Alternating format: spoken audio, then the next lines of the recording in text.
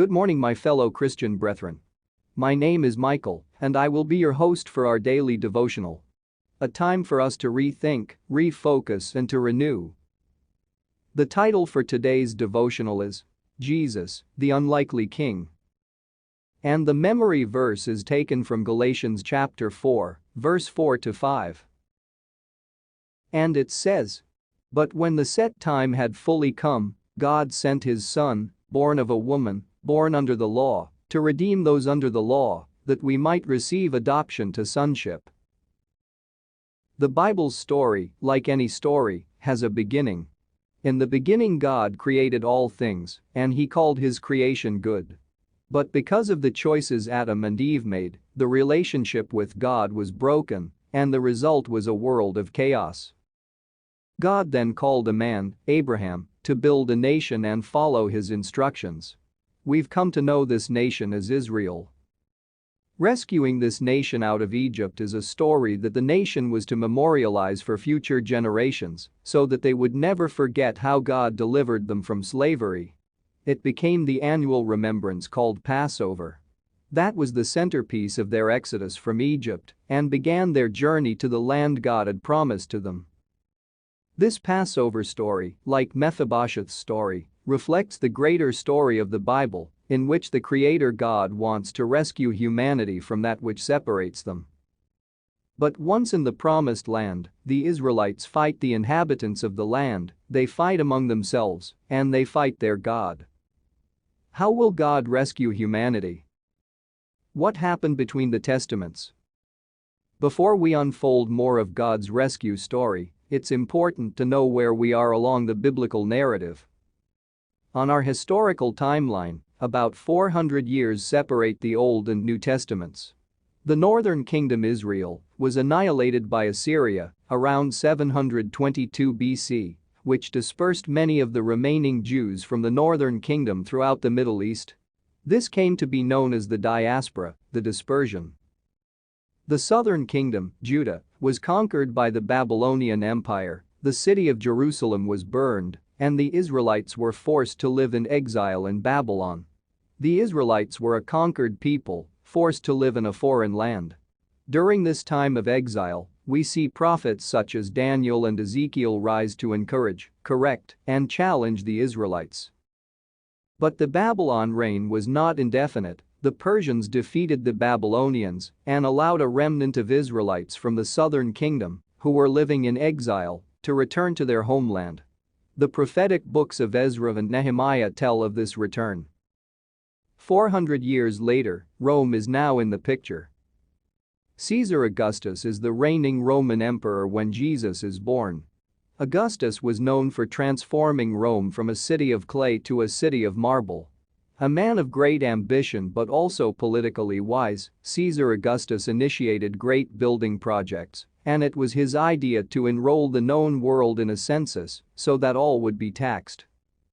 His census and tax decree began the chain of events that forced Jesus' parents, Mary and Joseph, to leave their home in Nazareth and travel to Bethlehem because everyone had to return to the place of their family origin for the census.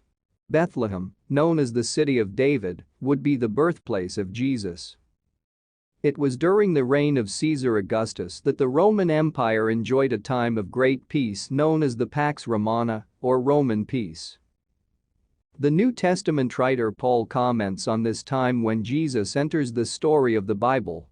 When the fullness of time had come, God sent forth his Son, born of woman, born under the law, to redeem those who were under the law, so that we might receive adoption as sons. Galatians 4 verse 4 to 5. And so, the stage is set for the rescue plan to continue, following the time of the prophets and the kings. The Israelites live as a decentralized people in Israel and throughout the Middle East and beyond. Caesar Augustus has extended the Roman Empire throughout the known world and brought economic prosperity and peace to the land. The great Roman road system has made travel safer and easier. The Israelites, however, still wait for what the prophets call a Messiah, a ruler who will renew their kingdom and lead them out from under the oppression of Rome. With this context in view, let's look at Part 2 of the English Bible, what Christians call the New Testament, and the story of the rescue. The New Testament begins with the Gospel according to Matthew. Matthew, Mark, Luke, and John write basically the same story, but from each author's perspective, detailing the events in the life of Jesus.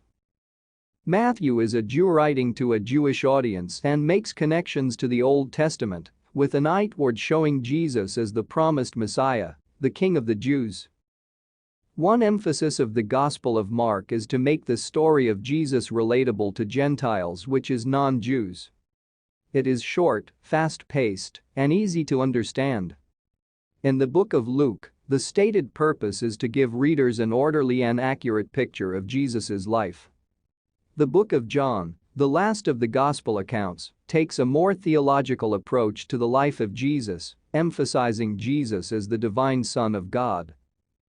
As I've noted, these first 4 books are referred to as the Gospels, the word gospel meaning good news or joyous tidings, because of their focus on the ministry of Jesus, which includes his death and resurrection.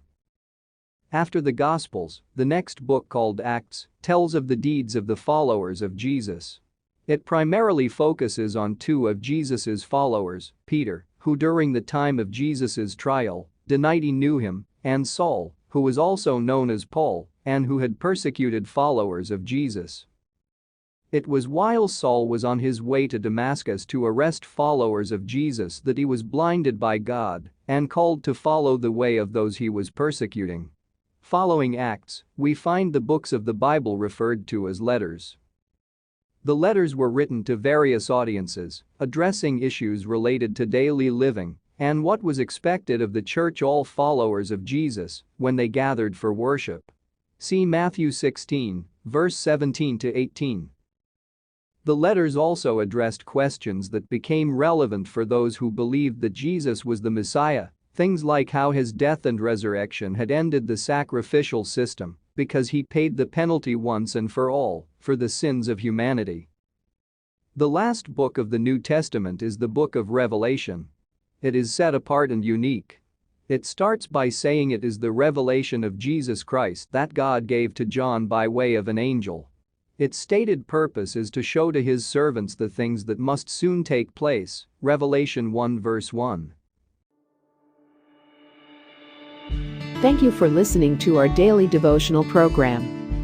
If you like what you have listened, please consider subscribing to our channel so that you will get daily notification.